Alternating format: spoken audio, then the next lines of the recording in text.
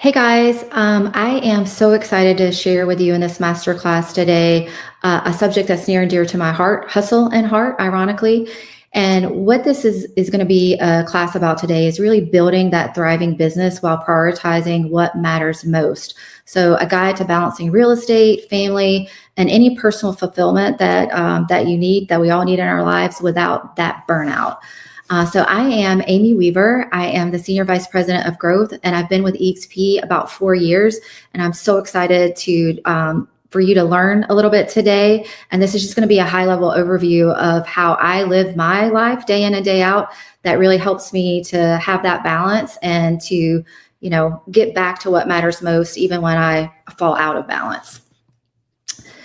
Have you ever felt like you've been torn between work and family, like you're succeeding at one and not necessarily the other? I think we've all been there and done that as moms or part-time agents or dads even. Dads are sometimes in the same position as we. Maybe they are stay-at-home dads. So I don't want to speak to just the moms, but I'm going to emphasize the moms because that's the experience that I had, and how I built my business was, balancing my work time with also being a mom. And I just want to tell you guys a really quick story about how I got into real estate. I was really getting into real estate as a hobby. And so what that meant for me was to maybe sell to immediate family or any friends, because I didn't necessarily at that time want to go in full time into real estate. I have been a physical therapist, and when my husband's career took off, we moved to the Charlotte area of North Carolina. And in doing that, I then started to have kids. And because his career and his work required a lot of travel, I really focused on staying at home with the kids and raising them, and kind of stepped out of the physical therapy career. Now, when my kids went back to school and they were Georgia, my youngest was in kindergarten, I had the itch to get back into doing something. And so my husband was like, why don't you go into real estate? And I never really thought about real estate. But at the same time, we had just built a house and I was involved in every single detail of building the house. And so very quickly and suddenly the next week, I was in pre-licensing class. And what started out as a hobby, as you can see now, became a full-fledged career. And here we are as a Senior Vice President of Growth and, running the entire US for the growth department. So obviously something changed. And what changed for me was facing a really difficult financial struggle. And we faced a couple of those shortly after I got my real estate license. I was, taking all the classes and learning, but it was kind of at my own pace. But suddenly we were faced with a really difficult financial challenge. And I suddenly realized that I needed this to be more than a hobby for me. And the turning point, and you guys might resonate with this, because usually when I tell this story, there's usually someone that's had a similar situation. And oftentimes it's embarrassing and humiliating to talk about. But at the same time, I think in our transparency, it speaks to people who might be able to get a nugget from something that you learned in your struggles. And I'm always very quick to say I'm so grateful for the times when I was at the bottom, because it allowed me to gain the strength to climb back up. So in that financial struggle, I realized that I needed to step up to the plate and really figure out a plan for my real estate career. And that meant like going to my then team leader and asking them, for some assistance and building out a plan to make sure I was able to put food on the table. And in doing that, my husband and I, through the financial struggle, we started to get back on our feet. And thank goodness. So we're kind of, I was started to sell more houses. We were getting back on our feet. We had drained the bank account in that first financial struggle. And quickly after that, we had another devastating financial struggle hit us. And in that time, one of the things that made me know I needed this to even be more than just a slow-paced real estate build, and really to focus. And that's what I'm going to talk about with you today, is really finding that focus time. I was with my kids at the grocery store and selectively choosing groceries that was going to get us through the week. So nothing extravagant. Between that and having a third of a tank of gas in the car, I was with my kids, went to run the debit card at the grocery store, and the cashier says, "Ma'am, that card was declined."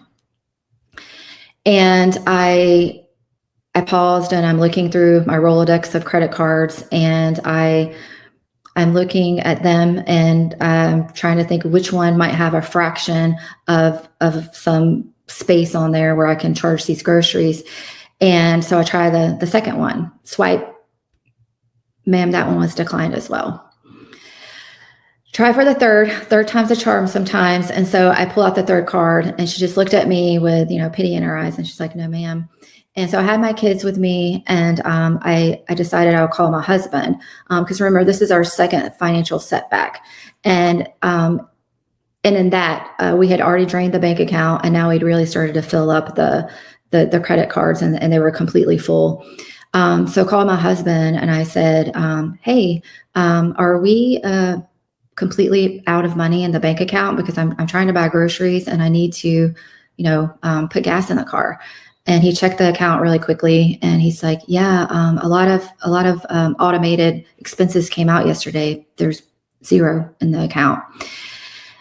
And I'm like, "Well, what am I supposed to do? How am I going to, feed the kids lunch this week, and then, drive them to school and go on my real estate appointments?" He's like, "The only thing I know to tell you to do is to go and get the kids' piggy bank and cash it in, get the cash, and buy the groceries." So that's what I did. And I said to myself at that point, never again. This is not going to happen again. And so what I started to lean into is like, okay, this is the problem. So what is the solution? And how am I able to be the solution for the family? So again, heart is going to be leading with gratitude, connection, and purpose. And the hustle is going to be taking consistent, focused action towards your goals. Because success is about alignment and not balance. You don't need to sacrifice your family to build a thriving business. You need a plan. And so that's what I came up with was that plan. So when you define your business goals, you know that home and business must coexist for you. So you need to set clear priorities. So if your business goals, an example would be, closing 12 homes this year, or one per month. And that was kind of my goal, because it gave me that six-figure income that was going to allow me to at least supplement the income enough to pay the monthly obligations. And the 10 to 12 home months of a year, a lot of times when I'm doing business planning with agents, and I ask them, what is your why? First of all, so give me a number that you would really like to hit this year as far as like your monetary goal. And a lot of times they'll say $100,000. And so then I'm going to ask them, well, what is your average price point? So then we're going to figure out from their average price point and their average commission, what that take-home check is going to be. So a lot of times in my area, that's going to be $10,000 to $12,000. So agents are really surprised that in a given year, they only need to sell 10 to 12 homes in order to hit that $100,000 benchmark. And so what I would ask you to do today is to really think about that monetary goal that you would need in a given year to make your monthly obligations, or maybe there's some wants in there, like a vacation that you want. And what I usually tell my agents to do when we get that goal is I then say double it, because they're so surprised that they only need one closing a month to hit that yearly goal, that annual goal. So why not double it? Because in there between, what you originally set and the stretch goal, if you land somewhere in between, then that's a big bonus. So now we're going from, striving for one home a month that we close to it being 1 to 2. So, and again, in my market, that's going to equate to somewhere between, likely 150 to 200,000. And that money is life-changing for many agents that I speak to. So again, get that number. You can look into ChatGPT and ask them to help you define, what your goal is going to be based on the number the houses that it's going to take for you to hit that yearly goal, and with the average commission that you have, and it'll define a whole plan for you. So guys, go use that chat GPT. I can't say that. I couldn't get that out of my mouth. And then maybe you want to, we're at eXp, maybe you want to recruit a couple of agents to your organization, whether it be 1 or 2 or 3, but that is going to help for you to bring in some extra income. I am about growth, so I love attraction. Some people just really want to focus on closing homes, and that's okay. But if attraction is part of your jam, then talk to those agents that that are reaching out to you or that you have a closing with, and start having conversations with them. There's a lot of great things that they can plug into here at eXp, and the collaboration is amazing. So don't neglect that as a way to connect with agents and as another stream of income for you. Maybe it's an income that starts to cover, a utility payment or a car payment or even a house payment. It can happen that way. There's a lot of opportunity within eXp to attract agents to your organization, along with being a great business person. And I think if you're a great business person and you're selling homes, then that's going to allow you to attract more agents to your organization. So talk to the growth team if you want to learn more about that. We have growth strategies all the time.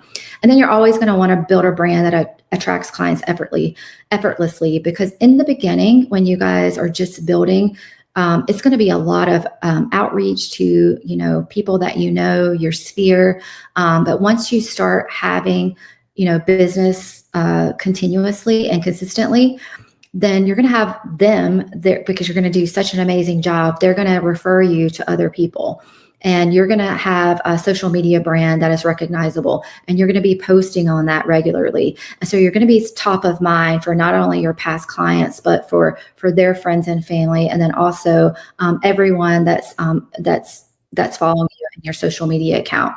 So having that brand and that history of agents, you never want to quit prospecting for new clients, but at the same time, your phone is going to start ringing on your end, and you're not going to have to always be dialing so feverishly. So that will come, I promise. And what I tell my agents is, sometimes you're doing everything right. So don't get discouraged if you're doing everything right, and you have that time that you're prospecting and you're day after day consistently doing what you're supposed to be doing, and nothing is happening, because I guarantee you that you're going to get a yes just around the corner. So don't give up too soon.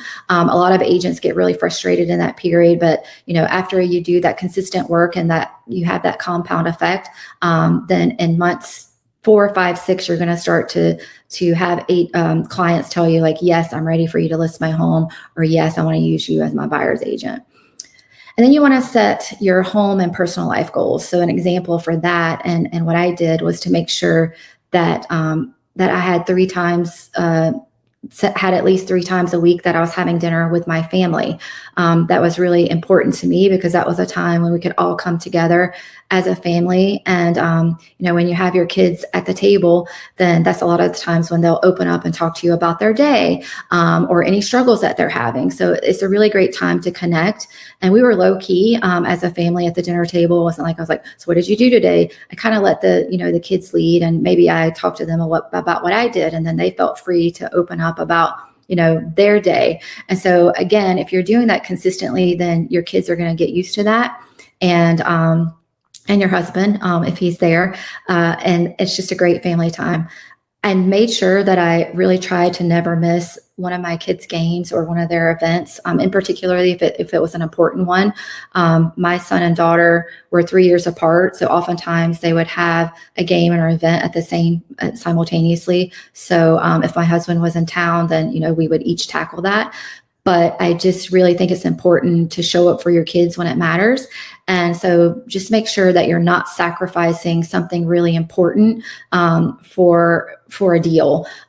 There's usually always ways around it. And how I managed that was I would tell my clients that I actually had an appointment at that time, and I would give them an alternative time to be able to meet with them. It usually worked. They didn't ask me what my other appointment was, but an appointment with your family is a really important appointment. So, they don't have to know the details of that. I think that clients really appreciate too that you want to be a great parent or a great spouse, and their understanding of that. But I didn't usually, offer that information. I said, I have another appointment. How about, 1:00 tomorrow or 6:00 tomorrow night? And that usually worked for me. And then for me, I also made sure to take an entire weekend off every quarter for family time. So again, what you're going to want to do is write down your top 3 business goals and then your top 3 personal goals. So that might be, closing 12 months this year, making sure to have time to build an amazing social media account on Instagram or Facebook. And then maybe recruiting a couple of agents to your downline. And then you're going to have those top 3 personal goals as well. So whatever those look like for you. And then make sure that those align, and don't create business goals that are going to conflict with your priorities. I want to go back really quickly to so when you guys do that, and really having like time blocks is going to be super important for you. So you're going to want to make sure, for me, it was, having that 9 to 2 time for my family, that I made sure that, that was a time that was not interrupted. It was uninterrupted time that was working strictly on business. Morning routines. So morning routines, I have a power hour between 5 and 7 a.m. And you can adjust that to whatever works for you. I needed to have time, and I'm very much a morning person, but I needed to have time before the kids woke up to spend time with the family and with myself before the family. So I needed that quiet time with myself. And what that looked like for me was, really in my head, even before I got my feet on the floor, was waking up in gratitude. So writing down that I'm thankful for was really super important for me, because even when you're in the mindset of I don't really want to face this day, I've got so many things that I need to get done, writing 5 things down or saying 5 things to yourself that you're thankful for immediately changes your mindset.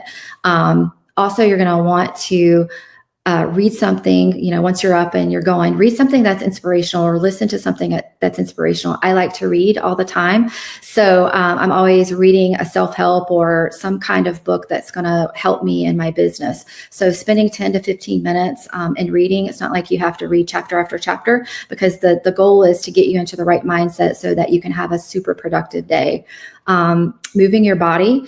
We need the oxygen getting to our brain. So if we are walking or stretching, or just having some jumping jacks or whatever it is, but, having that quick workout or even a longer one. So it's going to depend on what your goals are, is really going to help with getting that blood flow and having you get into feeling like you've already accomplished something. Then you want to set your intention for the day. So you can either journal or, visualize like what your day is going to look like, and review your goals. And then also having family time, even 15 minutes with your family before, if your husband is going to work or your kids are going to school, if your dogs are going to doggy daycare, or they're going to go into another room, loving on the people that matter most before you get started in your day. So this is just an example of what I do. Again, you can shift the times, but The Miracle Morning for Real Estate Agents was a really great book for me, and The Compound Effect. Miracle Morning with Real Estate Agents, I've read probably 10 times over, because it just helps for me to sink in what it is that I want my life to look like, and how having that amazing morning sets the tone for the entire day. So I encourage you to look that book up if you haven't read it. And I usually try to read it every January. I read it many Januaries in a row. Didn't read it this year because these things have kind of they're a part of who I am, and I organically do this now. But reading that every year kind of helped me put things in perspective for how my mornings were supposed to be to set the day for how I needed it to go.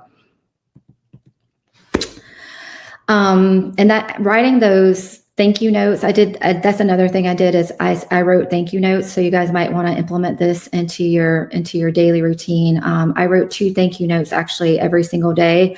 or thinking about you notes to my sphere, my family, anybody that I had a connection with that was meaningful. And you'd be surprised at how much that means to someone. I get pictures all the time for my team of when I've sent them a thank you note and they put it beside their head and they're like, I love this. This made my day. And so if you really want to make someone's day and have that feedback that you're having an impact and such a positive, a positive response to somebody just by sending them a quick note to thank them for who they are and what they do. Make sure that you're doing thank you notes, because you can't control everything, you guys, but you can control your mindset. And it all starts with these things right here. So again, your action item is going to be for you to block that 5 to 7 a.m. Or 6 to 8 or whatever it is for you guys before, so that you can control the day and the day doesn't control you. Okay, this is where I get to the 9 a.m. to 2 p.m. Because for me, what I really needed to do was to get the kids dropped off at school. This is why I was building my business, and I was super committed to hitting my goal, because we needed that in order to, keep the car, keep the house, and keep my kids in the activities that they were in. Now, I would have lived in a tent if I could have still had family time, but I didn't want to, rock the boat with my kids and with the family if I didn't need to. And so I knew that if I stuck to this plan, then I was going to have results from this. So I hustled between 9 a.m. and 2 p.m. So you really want to identify your needle movers. And that's going to be the revenue generating activities that you do during these work hours. What that looked like for me was having prospecting calls and my follow-up calls every single day. After I dropped the kids off and I got into my office, which my office was my kitchen and my kitchen table, and having those prospecting calls, for like an hour to an hour and a half every single day. That's what I did. Then I worked on either having those thank you notes or going on Facebook pages and seeing what my sphere was up to. I would, send, direct messages to them, comment on their post, making sure I was having some sort of connection, and then building my own content and marketing within that time. And then if you can squeeze in appointments and client meetings, if you have an appointment, I would try to make that around 12:30, 12:45 before I got back to pick the kids up on the school bus at 2:30. So I really wanted to be back to my house and ready to go get my kids off the school bus. So getting home by 2 p.m. was super important to me. And then, in saying that, I did hustle in that 9 a.m. to 2 p.m. But then make sure, once I got my kids into their homework or to their practices, then maybe I had, time in the car while they were at practice or, on the bleachers or wherever I was, to maybe return emails or phone calls if it wasn't too loud. And then sometimes I could get if my husband was home, then he could pick them up and I could maybe run out for an appointment. So it's really, again, finding that balance and making sure that you're there for the most important pieces. For me, it was really important to get my kids off the school bus every day. And as they got older, to, pick them up in car line if they weren't doing the bus anymore. So you guys have to really figure out like what that looks like for you, but there is a way to balance all that. And then you also want to make sure that you're always networking and having agent collaboration and education. Education is always really important for me. And so finding time for that was uber important, and then implementing what I was learning.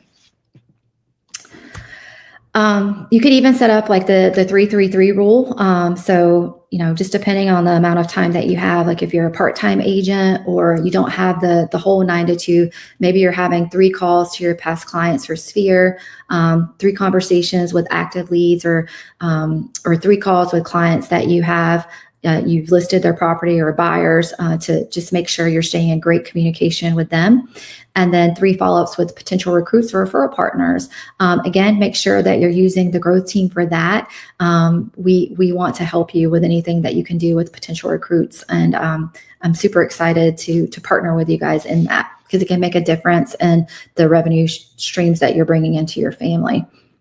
And remember that working parents don't always have the luxury of long hours. So efficiency is everything. So just make sure that you guys are, having your plan I build out my calendar monthly, and then every Sunday I make sure to review what I've written down as my work plan, and then I adjust it accordingly. But when you know that ahead of time, you're a lot more efficient.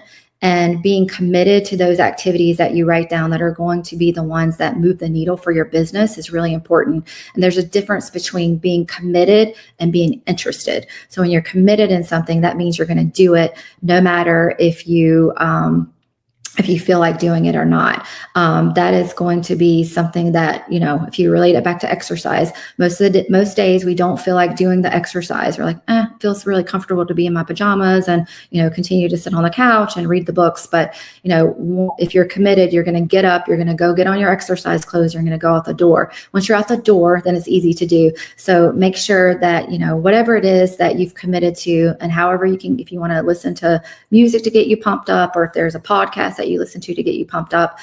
Again, exercise can get you pumped up, but just making sure that everything that you committed to build your business, that you're actually committed to it and doing it every single day.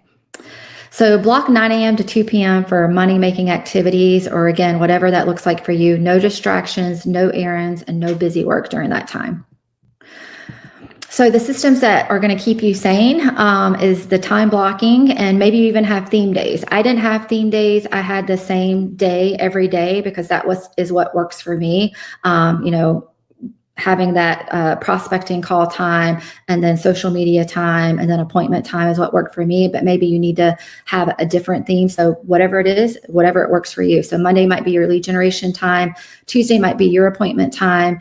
And then also, you guys, you want to think about automating and delegating. So for me, I couldn't really delegate because we didn't really have the money, at least with someone that I hired to do. But I did start to automate social media.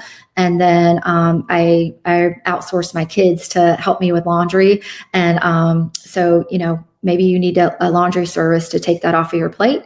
But don't be afraid to outsource some home tasks that aren't really serving you in your business or with your family goals that you have. So maybe an action item is to figure out, what's one thing that you can automate or delegate. Protecting evenings and family time. For me, I really said, I really want business or those really dedicated work hours to shut down by 5 to 6 p.m. So unless you have pre-scheduled appointments or late appointments and you have coverage for that. But really being strict with that is what's going to help keep you sane as well. And again, that can be flexible. I told you that I had emails that I would return while my kids were at their practices, or phone calls that I would return, but I was still present for them there and present to pick them up and to take them back home. There's sometimes that you're going to have to delegate that too. And that's okay. I think just, knowing what's important to you and your family in the long run, and making sure that we don't have any regrets. So the non-negotiable family habits might be, again, dinner together, maybe 3 times a week, 10 minutes of focus time with each family member, maybe every evening. So that might mean, reading books with the kids, or having board game time with the kids, or playing cards, or going on a walk in the neighborhood, or just sitting and talking. Date night is going to be really important for you guys to continue with. Don't neglect your spouse or your significant other.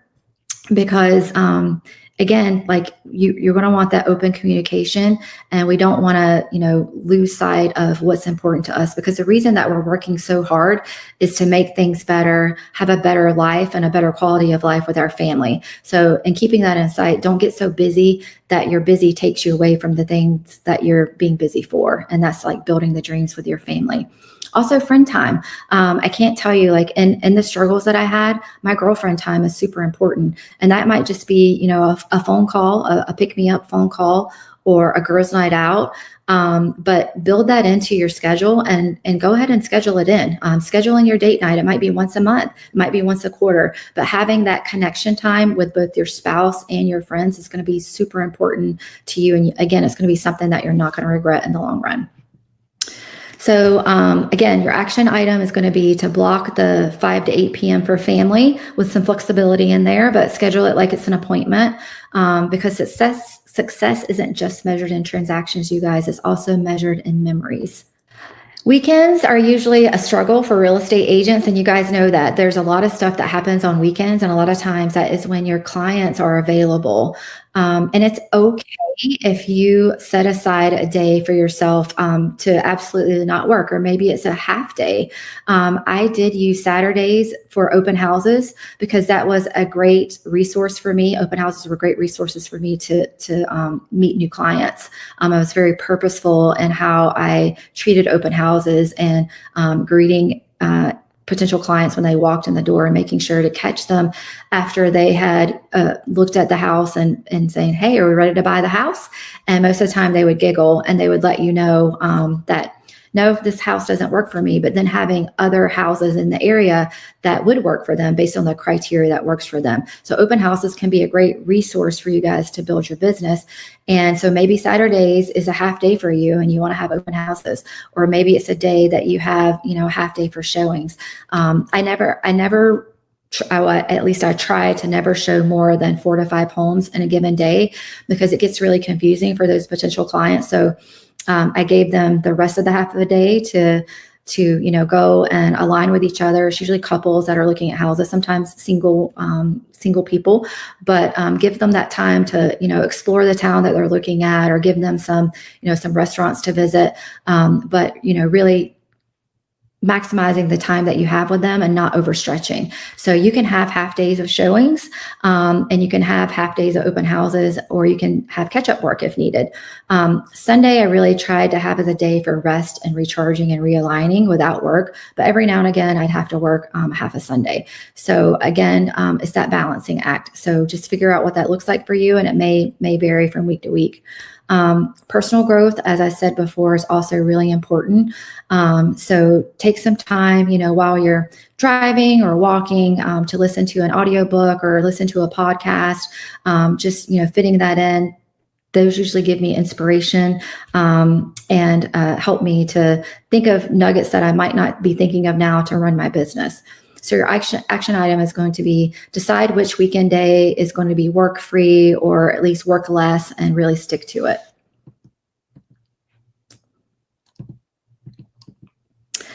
So the mindset shift, you guys, grace over guilt. A lot of times with us as working parents, we're not going to get every day right. And so there's going to be days that feel really overwhelming and that we're struggling to get done all the things that we said, because maybe we have a sick kid, or maybe we're sick, or maybe, something that we had planned just wasn't going well. Again, you're going to be committed to those 9 to 2 activities, or whatever that time block looks like for you. You're going to be committed to that, but sometimes there are going to be things that knock us off our plan.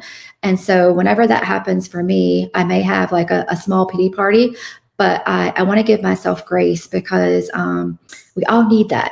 That we are not perfect, and no one can ever be perfect. So, if you have a moment where you kind of like, you have a little mini funeral about what you didn't get done, but then, okay, but what's the solution? So think back over the things that maybe you didn't get done yesterday that are going to make a difference today, and just focus on moving forward. You guys have heard this, but that windshield is really big. The rear view mirror is small for a reason. So let's not always look into the rear view mirror. We've got to look at where we're going ahead of time. So step out of guilt and step into grace. And every day is a new beginning for us. So give yourself that grace and trust the compound effect, knowing that those small, consistent actions that you're doing every single day are going to eventually lead to big results. And you're going to have that big business.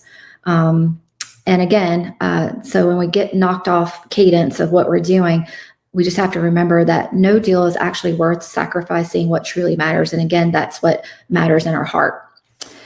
The call to action for you guys for your heart and hustle plan is going to define what are your top 3 business and home life goals. We talked about this before. So I want you to take a moment to write those down right now. Write down your top 3 business goals and your home life goals. And I want you to be specific about what those are.